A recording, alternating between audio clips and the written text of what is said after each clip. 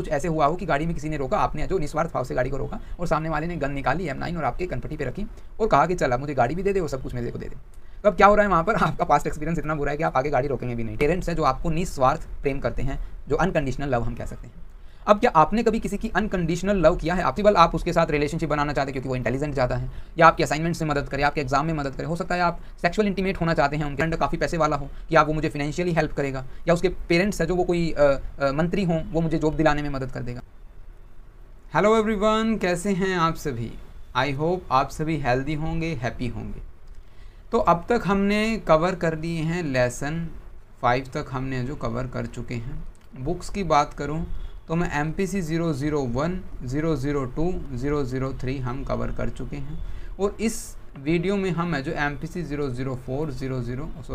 004 के 6 लेसन पर तक पहुंच गए हैं। ठीक है, 5 लेसन हमने अपलोड कर दिए हैं, आप जाकर देख सकते हैं, डिस्क्रिप्शन में लिंक है, आप चैनल पर सर्च कर सकते हैं। और अगर आप MPC 001, 2 और 3 देखना चाहते हैं तो उनकी प्लेलिस्ट के लिंक भी डिस्क्रिप्शन में आपको मिल जाएंगे। इन्फॉर्मेशन इतनी ही थी। ठीक है, अब चलिए शुरू करते हैं। This is Ankush Tiptan, welcome on our YouTube channel conceptual study point. Let's start the video. So first of all मेरा आपसे ये क्वेश्चन है कि आपने कभी किसी की लाइफ में मदद की है, हेल्प? कभी भी किसी की हो लाइफ, आप यहाँ तक आए हैं, कभी ना कभी आपने किसी की मदद की होगी, आपने मदद ली होगी, सीधी सी बात। ठीक है, अब जिसने मदद की है उसका मोटिव क्या है, आज हम क्या जानेंगे, मोटिव क्या है। या आप कभी किसी की मदद करते हैं तो आपका मोटिव क्या है और आपकी मदद करने वाले का मोटिव क्या है। मदद में हो सकता है हेल्पिंग में आपने कभी किसी को नोट्स प्रोवाइड किए हों, या हो सकता है आपने कभी किसी को कोई न्यूमेरिकल समझाया हो, ठीक है, अपनी इच्छा से कि ठीक है सामने वाले को मैं समझाऊंगा। या फिर हो सकता है आपको बाइक पे किसी ने जो रोक लिया हो कि हाँ मुझे वहाँ तक छोड़ दोगे बेटा, तो आप उसको छोड़ के आए हों। ठीक है, या फिर हो सकता है आपने कभी किसी बुज़ुर्ग या एल्डर जो पर्सन को रोड क्रॉस करवाया हो, या कभी किसी ब्लाइंड पर्सन की हेल्प की हो आपने, या जो फिज़िकल डिसेबल्ड है उनकी हेल्प की हो। तो हेल्प काफ़ी तरह की हैं, ये आप पर डिपेंड करता है कि आपने आपकी लाइफ में कौन सा हेल्प का फेज़ है जो फेस किया है। तो आप हमें कमेंट करके ज़रूर बताइएगा आपने हेल्प की है या नहीं है। तो हेल्प, ये क्वेश्चन मैं क्यों पूछ रहा हूँ, इस वीडियो का जो मेन मोटिव है यही है कि आज हम इस वीडियो में ये जानेंगे कि हेल्प क्या होती है, प्रो सोशल बिहेवियर क्या होता है, और एल्ट्रिज्म क्या होता है। तो इस वीडियो का जो लेसन का नाम भी यही है, प्रो सोशल बिहेवियर।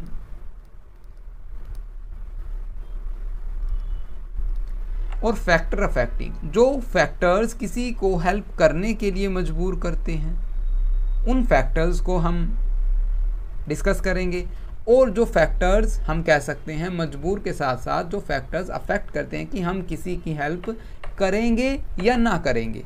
2 क्वेश्चन, ये किन फैक्टर्स पर डिपेंड करता है, ये फैक्टर्स हम डिस्कस करने वाले हैं। अब हम देखेंगे लास्ट वीडियो में नहीं, इस वीडियो के लास्ट में, कि हम है जो कौन कौन से फैक्टर्स हमारे में भी पाए जाते हैं वो। ठीक है, तो सबसे पहला टॉपिक आता है pro social behaviour. Direct question आपको प्रो सोशल बिहेवियर से, एल्ट्रिज्म से, इन दोनों के डिफरेंस से और फैक्टर अफेक्टिंग से आपको मिल जाएगा। और एक और क्वेश्चन, आप सिचुएशन को कैसे उस सिचुएशन में प्रो सोशल बिहेवियर शो करेंगे, ये एक क्वेश्चन मिल जाएगा। इससे बाहर इस लेसन से कोई भी क्वेश्चन नहीं आएगा। ठीक है, सबसे पहले हम समझेंगे प्रो सोशल बिहेवियर को, क्या होता है प्रो सोशल बिहेवियर। तो अब ध्यान से मैं प्रो सोशल बिहेवियर को आपको बताऊंगा, फिर एल्ट्रिज्म को बताऊंगा, फिर हम डिफरेंस करेंगे, और आपको यहाँ पर नोट करना है कि क्या डिफरेंस है। ठीक है, हो सकता है आपको दोनों एक जैसे लगें, तो ये प्लीज़ पे अटेंशन।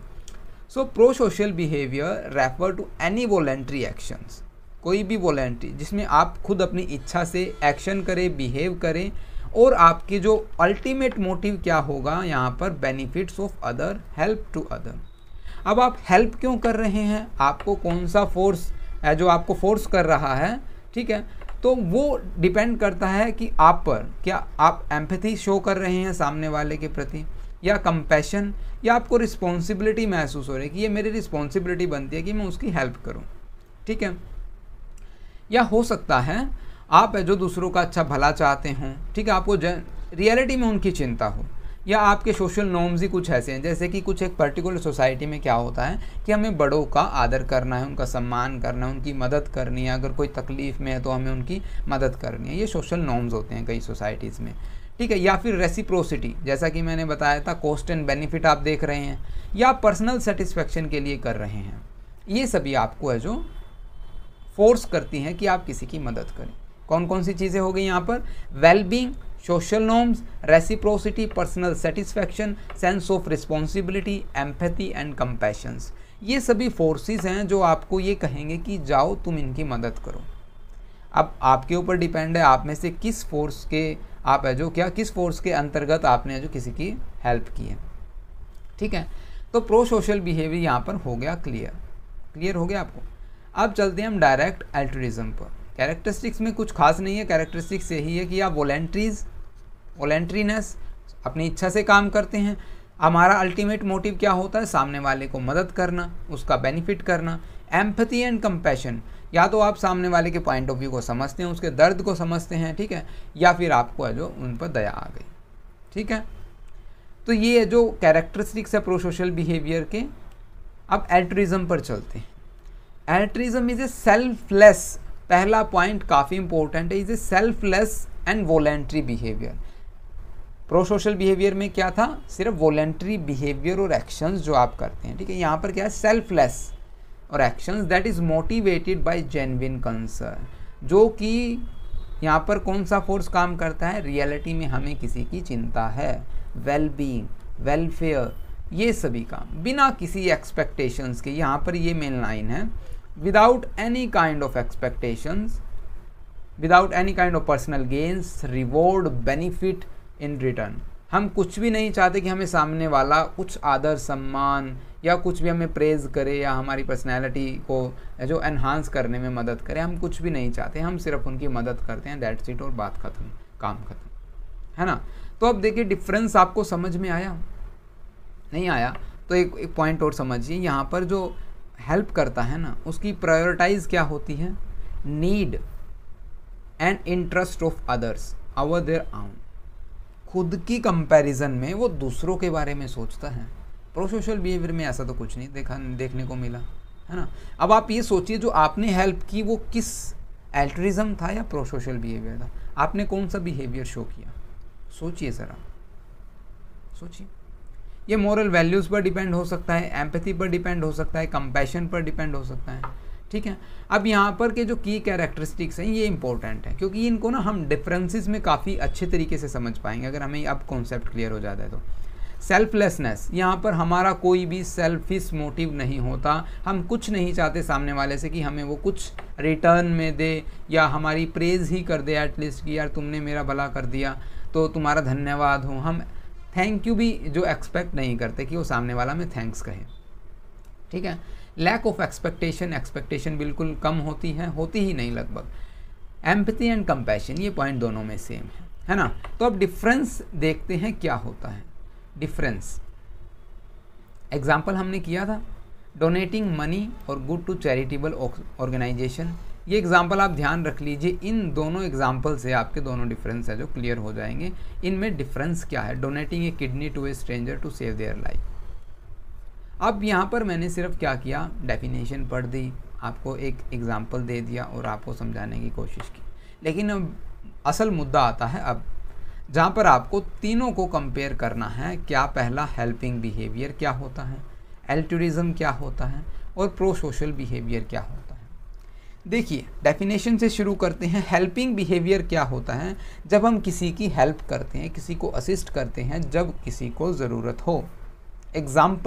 एग्जाम्पल मान लीजिए, आप लीजिए, आपको क्या दिया? आपकी गाड़ी की शॉप है, नहीं आप उसमें जाइए, सुपरमार्केट में चलिए, सुपरमार्केट में जाइए या आप जाइए शोरूम में जाइए किसी ब्रांडेड क्लोथ्स, ठीक है, या फिर आप शूज़ के शोरूम में चले जाइए, कहीं पर कोई भी शोरूम में चले जाइए। आप वहाँ पर क्या देखेंगे? सुपरमार्केट का बेस्ट एग्जांपल इसलिए मैंने लिया क्योंकि हम कई बार इतने सारे सामान को देखकर कंफ्यूज हो जाते हैं कि मुझे टूथपेस्ट कहाँ मिलेगा, हनी कहाँ मिलेगा, या राइस कहाँ मिलेगा, या आटा कहाँ मिलेगा। ये सभी सामान है जो कई बार हम कंफ्यूज हो जाते हैं क्योंकि वो जगह भी इंटरचेंज कर सकते हैं। तो अब हम क्या करेंगे, हम एंटर करेंगे, हम एक बार देखने की कोशिश करेंगे, शायद हमें ना मिले और हम जो सेल्स पर्सन हैं उनसे हेल्प की उम्मीद करेंगे, या वो हमें ऑब्जर्व करेंगे कि इन्हें शायद हेल्प की ज़रूरत है और वो हमारी हेल्प कर दें। तो ये जो बिहेवियर उन्होंने शो किया, ये क्या है, हेल्पिंग बिहेवियर। जहाँ पर सेंस ऑफ रिस्पॉन्सिबिलिटीज़ है, वो वहाँ पर जॉब करती हैं, वो उनका काम है हमारी हेल्प करना। ठीक है, हमें ज़रूरत थी, उन्होंने हमें असिस्ट किया, दैट इज़ हेल्पिंग बिहेवियर। तो आपको समझ आया हेल्पिंग बिहेवियर क्या है। यहाँ पर एम्पैथी हो सकता है, compassion it may be possible, ठीक है, लेकिन यहाँ पर सेंस ऑफ रिस्पॉन्सिबिलिटी ज़्यादा आपको देखने को मिलेगी जब भी हम किसी की हेल्प करते हैं। ठीक है, ये हेल्पिंग बिहेवियर है। अब प्रो सोशल बिहेवियर पर आते हैं। यहाँ पर वो एक्शंस जहाँ पर हमारा प्रो सोशल बिहेवियर, एल्ट्रुइज्म और हेल्पिंग में अल्टीमेट गोल होता है हमारा, वो गोल क्या होता है, बेनिफिट्स ऑफ अदर, दूसरों की हेल्प करना और बेनिफिट देना उनको। तो यहाँ पर जो एक्शंस हैं उनकी क्या हैं, एक्शंस इंटेंड टू बेनिफिट और help others with various motives and potential for self interest. आपके अलग अलग मोटिव हो सकते हैं, ये बात ध्यान रखने की। वहाँ पर सेंस ऑफ रिस्पॉन्सिबिलिटी थी हेल्पिंग बिहेवियर में, यहाँ पर क्या है, आपकी पोटेंशियल या आपका सेल्फ इंटरेस्ट हो सकता है, अलग अलग आपके मोटिव हो सकते हैं। समझ रहे हैं। अब ये मोटिव क्या होता है, जैसे कि एग्जाम्पल हमने क्या लिया था, वहाँ पर डोनेट कर रहे थे हम समथिंग इन स्कूल्स और चैरिटी। आप कहीं पर कुछ दान कर रहे हैं, स्कूल्स में आपने क्या किया, बुक्स डोनेट कर दी या पेन पेंसिल्स डोनेट कर दिए, तो आप क्या महसूस करेंगे, हाँ देखो मैंने कितना अच्छा काम किया, मैं तो समाज सेवी बन गया। हो सकता है आप है जो अपने मतलब अपने अंदर से ना सेटिस्फेक्शन को लेके आने की कोशिश कर रहे हैं कि मैं इतना कुछ कमा रहा हूँ, मुझे कुछ तो दान करना चाहिए, एटलीस्ट मैंने इतना तो दान किया। आप क्या कर रहे हैं, सेटिस्फेक्शन के लिए वो काम कर रहे हैं कि आपको आप सेटिस्फाई हो जाएं। ठीक है, आपको कुछ ना कुछ अंदर से मिले कि लोग आपकी प्रशंसा करें कि हाँ देखो उसने कितना दान किया, ये मोटिव हो सकते हैं। या फिर आप जब डोनेट करते हैं तो आपको एक सर्टिफिकेट दे दिया जाता है जो आपके CV में जो काम आता है, आपको जॉब प्रोफाइल आप जो बनाते हैं उसमें जो आपके लिए काफ़ी बेनिफिशियल रहेगा। तो इस तरह के मोटिव्स जब आपके होते हैं, ये सामने वाला मुझे थैंक यू कहे, ये सामने वाला मुझे पसंद करने लग जाए, ठीक है, तो हमारी रिलेशनशिप बन जाए, तो ये सभी बिहेवियर किस कैटेगरी में डाल दिए जाएंगे, प्रो सोशल बिहेवियर में। अंडरस्टैंड, यहाँ पर हमारे मोटिव्स होते हैं, तो यहाँ पर एम्पैथी भी होगी, सोशल नॉर्म्स भी हो सकते हैं, रेसिप्रोसिटी पर आप फोकस रखिए क्योंकि कॉस्ट एंड बेनिफिट हम यहाँ पर देखते हैं, पर्सनल सेटिस्फैक्शन, ये मोटिव हो सकते हैं। और अब बात आती है एल्ट्रुइज्म की, सेल्फलेस एक्ट, जहाँ पर बिल्कुल निस्वार्थ प्रेम। अब अगर मैं आपसे कुछ कहूँ, आपने आपके पेरेंट्स से सुना होगा या आपके पेरेंट्स के बारे में सुना होगा कि आपकी एक मम्मी हैं जो आपके पेरेंट्स हैं जो आपको निस्वार्थ प्रेम करते हैं, जो अनकंडीशनल लव हम कह सकते हैं। अब क्या आपने कभी किसी की अनकंडीशनल लव किया है? आपने कभी किसी से? शायद नहीं, मुझे नहीं लगता आपने कभी किया हो। इट मे बी पॉसिबल आप उसके साथ रिलेशनशिप बनाना चाहते हैं क्योंकि वो इंटेलिजेंट ज़्यादा है, या आपकी असाइनमेंट्स में मदद करे, आपके एग्ज़ाम में मदद करे, हो सकता है आप सेक्सुअल इंटीमेट होना चाहते हैं उनके साथ, ठीक है। तो इस तरह के जो कुछ ना कुछ मोटिव्स ऐसे होते हैं, या हो सकता है सामने वाला जो आपका फ्रेंड है काफ़ी पैसे वाला हो कि आप वो मुझे फिनेंशियली हेल्प करेगा, या उसके पेरेंट्स है जो वो कोई मंत्री हों वो मुझे जॉब दिलाने में मदद कर देगा, ठीक है। इस तरह की हमारी जो रिलेशनशिप होती है, हम इस तरह से रिलेशनशिप बिल्ड करते हैं आज के टाइम में। क्या आप मुझे एक रिलेशनशिप बता सकते हैं जो आपने अनकंडीशंस बेस्ड पर की हो, आपकी कोई कंडीशन नहीं है, बस आप उसको निभा रहे हैं कि हाँ ठीक है, आपके पेरेंट्स की तरह, जैसे आपके पेरेंट्स आप कुछ भी करें लेकिन आप पेरेंट्स आपका साथ नहीं छोड़ते, तो वो क्या है, एल्ट्रुइज्म बिहेवियर। तो नोट कीजिए आप कैसे बिहेव करते हैं। तो selfless act of helping others without any expectation of personal gains, कोई भी एक्सपेक्टेशन नहीं होती, कोई मोटिव नहीं होता, सिर्फ हमारा मोटिव होता है सामने वाले की हेल्प करना, रियलिटी में हम उनकी चिंता करते हैं, ठीक है। अब बात आती है नेक्स्ट पॉइंट की। आई होप यहाँ से आपको ना हेल्पिंग बिहेवियर, प्रोसोशल बिहेवियर और एल्ट्रुइज्म तीनों जो आपको समझ आ गए होंगे, ठीक है। सेल्फ इंटरेस्ट की बात करते हैं, can involve some degree of self interest और पर्सनल सेटिस्फैक्शन। तो हेल्पिंग में सेल्फ इंटरेस्ट हो सकता है, और क्या, जब आप सेल्स पर्सन की जॉब करते हैं इट मे बी पॉसिबल कि आप उसको पसंद करते हैं उस जॉब को। आप मान लीजिए किसी को गाड़ियाँ पसंद है हो सकता है उसका इतना बजट ना हो कि वो गाड़ी खरीद सके, लेकिन उसके पास क्वालिफिकेशन है कि वो गाड़ी के शोरूम में जाके काम कर सके, तो वो वहाँ पर क्या है, सेल्फ इंटरेस्ट, ठीक है। या फिर किसी को जो चाइल्ड केयर होते हैं वहाँ पर उनका सामान मिलता है ना, हाँ हमारे यहाँ पर है चाइल्ड क्राई, शायद इस तरह का नाम है शोरूम का, तो वहाँ पर काफ़ी पर्सन है जो काम करते हैं, वो क्या करते हैं, उनको छोटे बच्चों से इंटरेक्ट होने में शायद मज़ा आता हो, तो इसलिए वो वहाँ पर जॉब कर रहे हैं, ठीक है। नेक्स्ट आता है हमारे पास प्रो सोशल बिहेवियर में और में नॉट इन्वॉल्व सेल्फ इंटरेस्ट। यहाँ पर हो सकता है इन्वॉल्व हो भी और ना भी। Some prosocial act can benefit the help indirectly, कुछ इनडायरेक्टली हेल्प के लिए जो हम प्रो सोशल बिहेवियर शो करते हैं। एल्ट्रुइज्म क्या कहते हैं, ये तो कम्प्लीटली सेल्फलेस रहेगा, कोई कंसिडरेशन, कोई रिवॉर्ड नहीं, यहाँ पर कोई इंटरेस्ट नहीं है, ठीक है। यहाँ पर सिर्फ हमें सामने वाले को मुसीबत में देखा और हम कूद पड़े आग में उसको बचाने के लिए। तो एक्सपेक्टेशन ऑफ रेसिप्रोसिटी, यहाँ पर एक्सपेक्टेशन रेसिप्रोसिटी की हो सकती है, हो सकता है आप काम कर रहे हो इसलिए ताकि आपको फ्यूचर में प्रमोशन मिल जाए। प्रो सोशल बिहेवियर में क्या हो सकता है, यहाँ पर भी हो सकती है रेसिप्रोसिटी, क्योंकि हम रिलेशंस इस तरह बना रहे हैं कि वो हमें जो कॉस्ट एंड बेनिफिट वाली, समझ रहे हैं ना। और एल्ट्रुइज्म में कोई एक्सपेक्टेशन नहीं होती कि हमें ये फ्यूचर में, मान लीजिए आपको किसी ने किसी बुज़ुर्ग व्यक्ति ने जो सीट, मान लीजिए आप बैठे हैं बस में या ट्रेन में या मेट्रो में, जहाँ पर भी आप बैठे हैं, एरोप्लेन में तो ऐसा होता नहीं कि आप बुज़ुर्ग व्यक्ति को सीट दे देंगे ना, तो आप बस और ट्रेन में बैठे हैं, लोकल एरियाज़ में कोई काफ़ी बुज़ुर्ग व्यक्ति बस में आ गए हैं और जो खड़े होने में भी सक्षम नहीं है, इट में भी पॉसिबल, वो एक छड़ी लेके आए हैं अपने सहारे के लिए और ऊपर से वो हैंडल को पकड़े हुए हैं, तो आपने क्या देखा, देखिए इनसे खड़ा नहीं हुआ जा रहा, आप बैठ जाइए, ठीक है, ठीक है, आपने सीट दे दी, तो वो बिहेवियर क्या होगा, एल्ट्रुइस्टिक बिहेवियर, बिना किसी एक्सपेक्टेशन। अब वो थोड़ी है कि वो बुज़ुर्ग आपको इन फ्यूचर कोई काम आएगा, ऐसा थोड़ी नहीं होता, हम ऐसा सोच के थोड़ी किसी को सीट देते हैं। या और भी एग्जांपल, जैसे यहाँ पर है जो हम एग्जांपल हमने क्या किया था, डोनेटिंग समथिंग इन चैरिटी,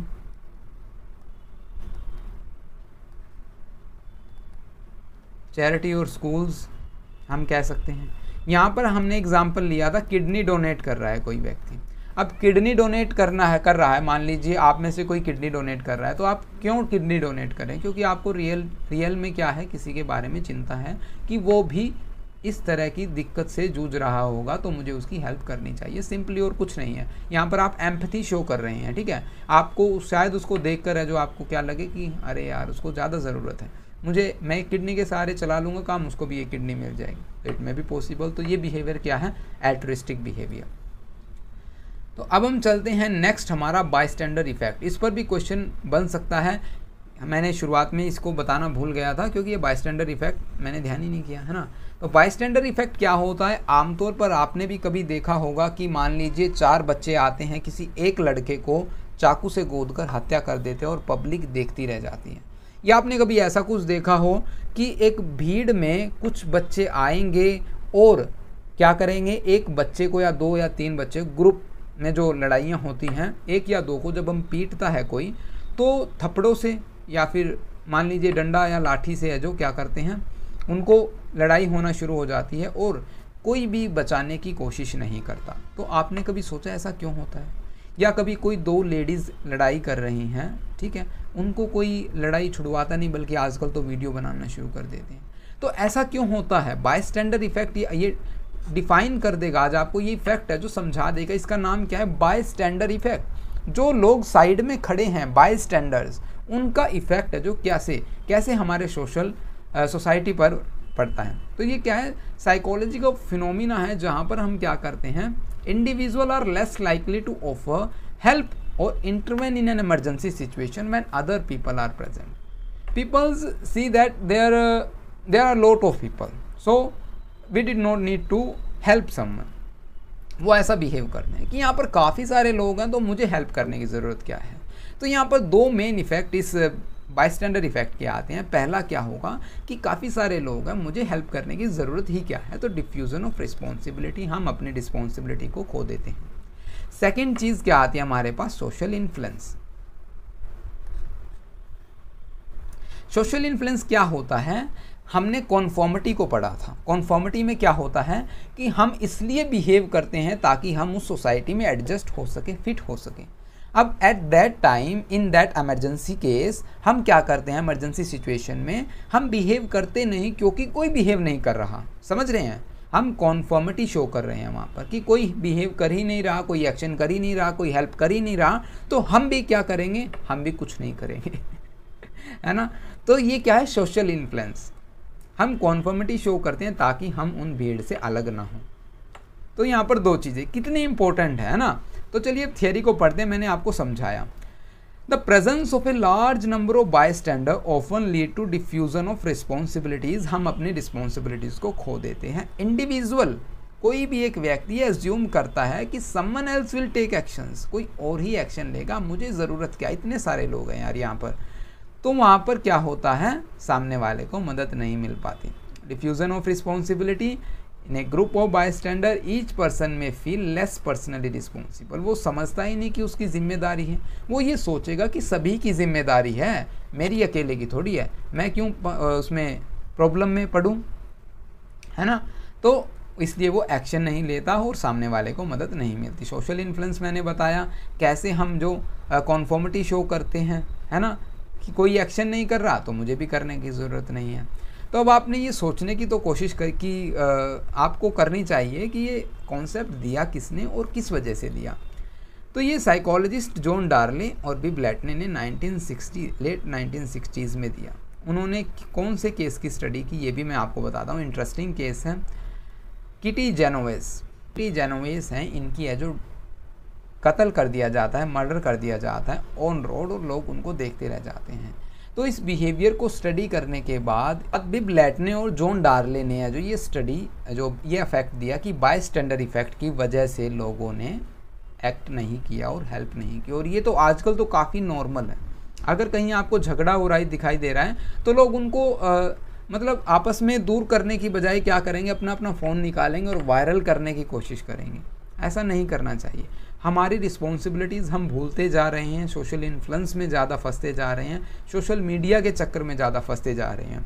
तो अब ये समझने के लिए कौन कौन से फैक्टर्स हैं जो कि हमारी फैक्टर से पहले हम करेंगे pro social behaviour in emergency situation. कैसे हम किसी इमरजेंसी सिचुएशन में प्रो सोशल बिहेवियर शो करते हैं। बिल्कुल सिंपल है, 2 मिनट में मैं आपको ये समझा दूंगा।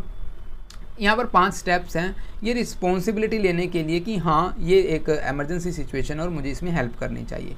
फर्स्ट ऑफ ऑल हम क्या करेंगे, हम नोटिस करेंगे इमरजेंसी को। हमें कुछ ना कुछ है जो क्या होगा, सराउंडिंग में कुछ ना कुछ मूवमेंट होगी, हमारे एनवायरनमेंट में कुछ मूवमेंट होगी और हमें नोटिस करेंगे अच्छा यहाँ पर तो ये कुछ हो रहा है। तो हम वहाँ पर क्या करेंगे, पहला तो हमने नोटिस किया कोई भी हलचल हो रही है, कोई मूवमेंट हो रही है हमारे एनवायरनमेंट में। सेकेंड नंबर हम क्या करेंगे, इंटरप्रेट करेंगे उस कंडीशन को एज एन एमरजेंसी कि ये जो सिचुएशन है ये तो शायद इमरजेंसी की सिचुएशन है, यहाँ पर तो हमें कुछ करना चाहिए, है ना। हमें जब ये पता चल जाता है कि ये एक इमरजेंसी की सिचुएशन है, when we interpreting an emergency और a situation as an emergency, तो हम क्या करेंगे, हम ये अज्यूम करेंगे कि ये तो हमारी रिस्पॉन्सिबिलिटी है कि हम हेल्प करें उन पीपल्स की जो उस सिचुएशन में हैं। अब यहाँ पर हम क्या करेंगे, अपनी रिस्पॉन्सिबिलिटी को अपने कंधों पर लेंगे कि हाँ मुझे हेल्प करनी होगी। लेकिन हेल्प करने से पहले आपको ये तो पता होनी चाहिए आपकी कैपेबिलिटीज़ क्या हैं, नोइंग व्हाट टू डू, आप क्या करेंगे, आप क्या कर सकते हैं, आपकी एबिलिटीज़ क्या हैं, कि आपके पास प्रॉपर स्किल्स और नॉलेज है उनकी हेल्प करने के लिए। ठीक है, तो ये हमें पता होना चाहिए। अगर हमें ये पता है तो हम वहाँ पर डिसीज़न लेंगे और फिर हेल्प करेंगे। कितना ईजी था, है ना। थियरीज आप पढ़ लीजिएगा, इसमें इतना कुछ खास है नहीं, लेकिन एग्जाम में आपको ये देखने को मिल जाएगी। तो प्रो सोशल बिहेवियर हम सिचुएशन में कैसे करते हैं, सबसे पहले हम नोटिस करते हैं कि एनवायरनमेंट में कुछ मूवमेंट हुई। सेकंड नंबर पे क्या करेंगे, उस सिचुएशन को हम एज एन इमरजेंसी इंटरप्रेट करेंगे कि अरे ये तो इमरजेंसी सिचुएशन है, उसका तो एक्सीडेंट हो गया है, शायद उसको मदद की ज़रूरत है ना। तो हम सेकेंड नंबर पर क्या किया, हमने उसको एमरजेंसी सिचुएशन को एज एन एमरजेंसी या फिर उस पर्टिकुलर सिचुएशन को एज एन एमरजेंसी उनको समझा कि हाँ ये तो एमरजेंसी की सिचुएशन है। थर्ड नंबर पर हम क्या कर रहे हैं, अब हम ये एज्यूम कर रहे हैं कि हाँ ये मेरी रिस्पॉन्सिबिलिटीज़ है, मुझे इनकी हेल्प करनी चाहिए। हमने जैसे ही रिस्पॉन्सिबिलिटी ली, हमने क्या किया, कॉल किया 112 कि हाँ जी हेलो एम्बुलेंस आप जल्दी आ जाइए, इस जगह पर एक्सीडेंट हो गया, हमने कॉल किया। तो ये कॉल करने से पहले हमने एक्शन लिया, हमने जिम्मेदारी ली कि हम जो एज्यूम कर रहे हैं कि ये मेरी रिस्पॉन्सिबिलिटी है कि मैं हेल्प करूंगा। और फोर्थ नंबर पर हम क्या करेंगे, ये जानेंगे कि मेरे अंदर ये स्किल्स हैं। अगर आपके पास मोबाइल फ़ोन है, आपके पास सोर्सेज हैं अवेलेबल, तो आप क्या करेंगे, तुरंत फ़ोन कर देंगे। आपके पास गाड़ी है, फिर आप डिसीजंस लेंगे कि मैं उसकी हेल्प कर दूँ, मैं उसको हॉस्पिटल तक पहुँचा दूँ। तो ऐसे हम बिहेव करते हैं किसी भी एक पर्टिकुलर सिचुएशन में। अब आता है फैक्टर्स अफेक्टिंग बिहेवियर, जो हमारे हेल्पिंग बिहेवियर को अफेक्ट करते हैं। कौन कौन से फैक्टर्स हैं जिसकी वजह से हम हेल्प करते हैं, या कौन कौन से फैक्टर्स हैं जिसकी वजह से हम हेल्प नहीं करते, इट मे बी पॉसिबल। तो चलिए समझते हैं वन बाय वन। सबसे पहला फैक्टर आता है हमारे पास सोशल नॉर्म्स। सोशल नॉर्म्स कैसे हमें अफेक्ट करते हैं? आप एक ऐसी सोसाइटी में रहते हैं जहाँ पर अपने से एल्डर्स को क्या समझा जाता है, हमें अपने बड़ों का आदर सम्मान सत्कार करना चाहिए। ये सेंटेंस आपने सुना होगा, है ना। तो जब हम आदर सम्मान और सत्कार करते हैं, हमें ये हमारी सोसाइटी में ये भी एक सेंटेंस हो सकता है कि हमें दूसरों की मदद करनी चाहिए, हमें असहाय की मदद करनी चाहिए, इट मे बी पॉसिबल। तो आप अगर उस सोसाइटी से, आप उस सोशल नॉर्म्स से हैं, तो आप क्या करेंगे, दूसरों की मदद करेंगे, ठीक है। तो यहाँ पर एक तो काम है आपका पॉजिटिव कि आप मदद कर रहे हैं। दूसरा है इट मे बी पॉसिबल कि जो दूसरी सोसाइटी है वो सेल्फ रिलायंस हो, कि आत्मनिर्भरता पर ज़्यादा फोकस किया जा रहा हो वहाँ पर, ठीक है। तो इंडिविजुअलिस्टिक सोसाइटी कहेंगे उन सोसाइटीज़ को। तो वहाँ पर ये चीज़ें कॉमन नहीं होती, वहाँ पर ठीक है जो हो रहा है वो हो रहा है, जो अपनी हेल्प खुद कर सकता है वो कर रहा है, अदरवाइज़ कोई ज़रूरत नहीं है किसी की हेल्प करने की। तो इट मे बी पॉसिबल। तो सोशल नॉर्म्स कैसे आपको अफेक्ट करते हैं कि आप किसी की हेल्प करेंगे या नहीं करेंगे, आपका एनवायरनमेंट काफ़ी मदद करता है। तो इसका एग्जाम्पल हम समझा सकते हैं एक एग्जाम्पल से। मान लीजिए आप हरियाणा से हैं, ठीक है। जैसे मैं हरियाणा से हूँ, तो यहाँ पर क्या होता है, बसेस में या ट्रेन्स में अगर कोई बड़ा, हमसे बड़ा कोई उम्र में, तो क्या करते हैं, हम उनको सीट दे देते हैं अगर वो कैपेबल नहीं है खड़े होने के। अगर हैं तो भी हम उनको सीट दे देते हैं, पता है आपको। लेकिन मैंने दिल्ली जैसे मेट्रोज़ में ट्रैवल किया, तो वहाँ पर जो बड़े बुज़ुर्ग हैं वो मेट्रो में खड़े रहते हैं। मुझे देखकर काफ़ी अजीब सा लगा। और यहाँ तक जो वो होते हैं ना सीनियर सिटीज़न सीट मेट्रो में, वहाँ पर भी यंगस्टर बैठे थे। वहाँ पर झगड़ा हुआ कि तुम यहाँ पर बैठ कैसे सकते हो, तो एक पुलिस वाला था, तो उसने उस झगड़े को रिजोल्व किया। तो इस तरह जो कैसे कम्युनिटी हमें अफेक्ट करती है कि हम किसी की मदद करेंगे या नहीं करेंगे। वहाँ पर क्या होता है दिल्ली में कि आप लीड लगाते हैं और लीड लगाने के बाद आप रिलैक्स बैठते हैं, आपको कोई फ़र्क नहीं पड़ता सामने वाला कैसे खड़ा है या उसको ज़रूरत है या नहीं है, सिर्फ आप हम जो अपने बारे में सोचते हैं। शायद आप लोग भी काफ़ी स्टूडेंट्स हैं जो दिल्ली से होंगे, अगर ऐसा होता है या फिर हो सकता है उस दिन ही कुछ ऐसा हुआ हो, इट मे बी पॉसिबल, लेकिन मुझे लगता नहीं है ना। अगर आपको लगता है तो आप हमें कमेंट करके बता सकते हैं। सेकंड पॉइंट आता है हमारे पास एम्पैथी।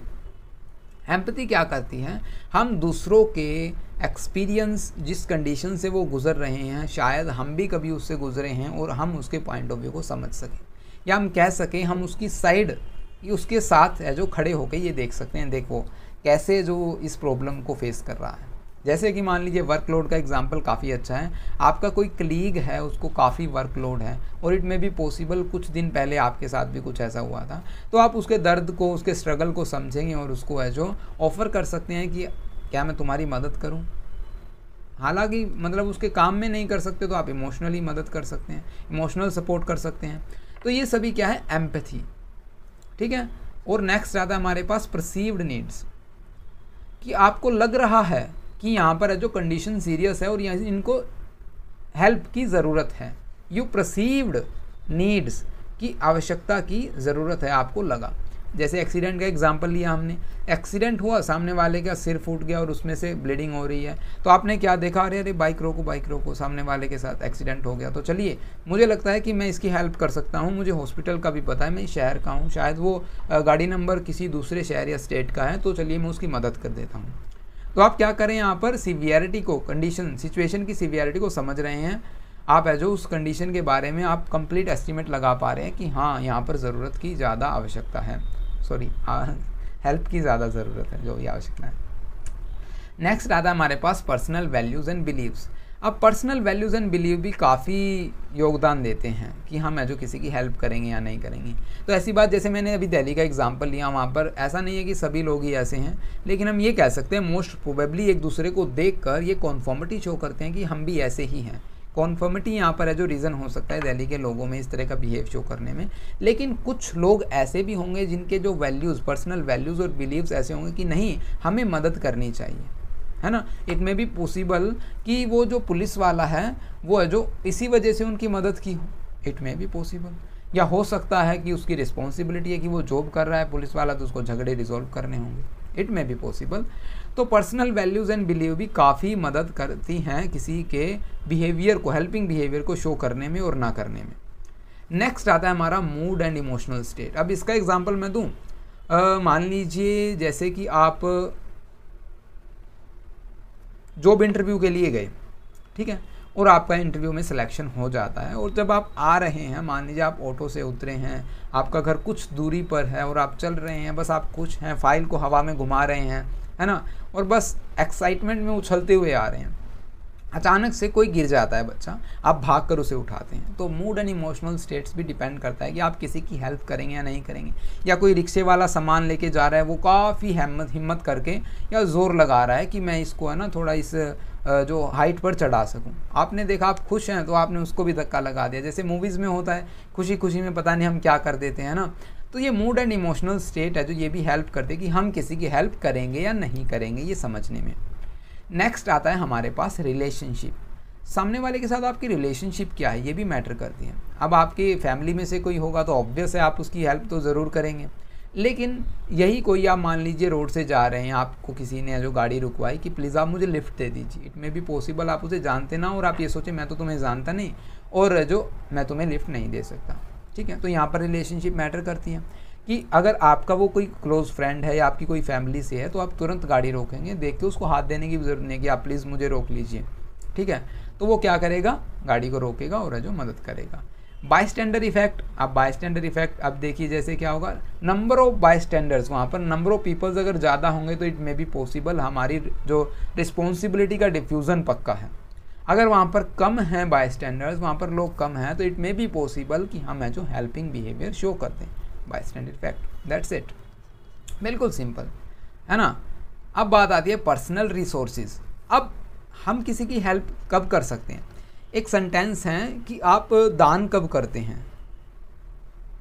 आपने सुना होगा कुछ जो लोग हैं जो वो क्या करते हैं, बाबा बन जाते हैं, ठीक है। वैसे ही आपने देखे होंगे काफ़ी जो आजकल तो बाबाओं की जो कमी ही नहीं है, वो क्या करते हैं, बाबा बन जाते हैं।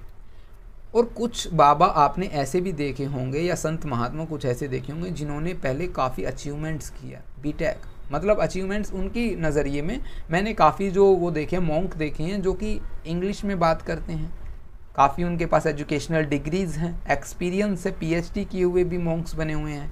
तो वो क्या है, सबसे पहले हमने कुछ अचीव किया, हमारे पास काफ़ी कुछ है छोड़ने के लिए, वो होता है दान, है ना। लेकिन पर्सनल रिसोर्सेज में, या ये दान के साथ क्यों रिलेट कर रहा हूँ, पर्सनल रिसोर्सेज का मीनिंग है हम किसी की हेल्प तब कर सकते हैं जब हम उसमें कैपेबल हो, हमारे पास हो, भरपूर मात्रा में हो। इट में भी पॉसिबल आपके फ्रेंड ने आपसे है जो 10,000 रुपये की मांग की, ये आप मुझे हेल्प कर दीजिए।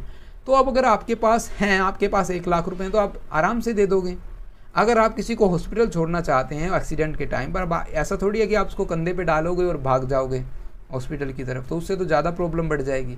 तो आपके पास अगर गाड़ी है, आपके पास प्रॉपर रिसोर्सेज है, या आपके पास कोई दुपट्टा है कि आप उसके सिर को या हाथ को जहाँ से ब्लीडिंग हो रही है उसको बांध दे, तो रिसोर्सेज मायने रखती है हम किसी की हेल्प करेंगे या नहीं करेंगे। अंडरस्टैंड। नेक्स्ट आता है perceived cost and benefit. Lot of time हम क्या करते हैं, हम ये देखते हैं अगर मैं इसकी मदद कर दूंगा तो क्या मुझे बेनिफिट मिलेगा। इट मे बी पॉसिबल अगर मैं इसको ना आज ड्रॉप कर देता हूँ, कल को शायद मुझे ये असाइनमेंट दे देगा, है ना। या फिर इट मे पॉसिबल आपको पता है कि ये इस कंपनी का जो है CEO है, और अगर मैं इसकी हेल्प कर देता हूँ ना तो शायद मुझे कल इंटरव्यू में ना हेल्प हो जाती है। तो परसीव कॉस्ट एंड बेनिफिट्स, आप ये देखते हैं कि कितनी लागत है और कितना बेनिफिट मुझे मिल रहा है। अगर कॉस्ट ज़्यादा है, बेनिफिट कम है, तो it may be possible you are not going to be help someone. If cost is less and benefits are more, then you will be help someone. Okay? So past experience कैसे matter करता है। आपने अभी मैंने जैसे वो गाड़ी वाला एग्जांपल दिया कि गाड़ी में किसी ने जो आपको रोका कि प्लीज़ मुझे जो हेल्प कर दीजिए, तो क्या होता है पीछे कुछ दिनों में आपके साथ कुछ ऐसे हुआ हो कि गाड़ी में किसी ने रोका, आपने जो निस्वार्थ भाव से गाड़ी को रोका और सामने वाले ने गन निकाली M9 और आपके कनपटी पे रखी और कहा कि चल अब मुझे गाड़ी भी दे दे और सब कुछ मेरे को दे दे। तो अब क्या हो रहा है वहाँ पर, आपका पास्ट एक्सपीरियंस इतना बुरा है कि आप आगे गाड़ी रोकेंगे भी नहीं, ठीक है। तो ये पास्ट एक्सपीरियंस है। पास्ट एक्सपीरियंस कैसे हमें हेल्प करने में और ना करने में कैसे अफेक्ट करता है ये आपने समझा। अंडरस्टैंड। ये लेसन हो गया है कंप्लीट। इस वीडियो में इतना ही। मिलते हैं नेक्स्ट वीडियो में। अगर कंटेंट ज़रा भी अच्छा लगे तो आप कमेंट करना ना भूलिए। नोट्स की बात करूं तो नोट्स आपको ₹9 पर PDF है जो आपको पे करना होगा, दैट्स इट। आप हमसे अगर कांटेक्ट करना चाहते हैं तो हमारा व्हाट्सएप नंबर, ईमेल ID ये डिस्क्रिप्शन बॉक्स में मिल जाएंगे। आप हमसे कनेक्ट होना चाहते हैं तो आप हमको टेलीग्राम चैनल पर ज्वाइन कर सकते हैं, यूट्यूब चैनल को आप सब्सक्राइब कर सकते हैं। It's totally depend upon you. ये कोई कंपलसरी नहीं है नोट्स लेना या चैनल को सब्सक्राइब करना, इट्स योर चॉइस। आपको अच्छा लगे तो आप करें, अदरवाइज़ ना करें, ठीक है। अगर कंटेंट अगर आपको अच्छा या बुरा लगे तो आप हमें कमेंट करके ज़रूर बता सकते हैं। ये जो हमारे इम्प्रूवमेंट और आपके भी हमें जो कम्युनिकेशन करने में काफ़ी हेल्प करता है, हमारा कम्युनिकेशन कंप्लीट हो जाता है। तो thank you for watching this video, have a nice day.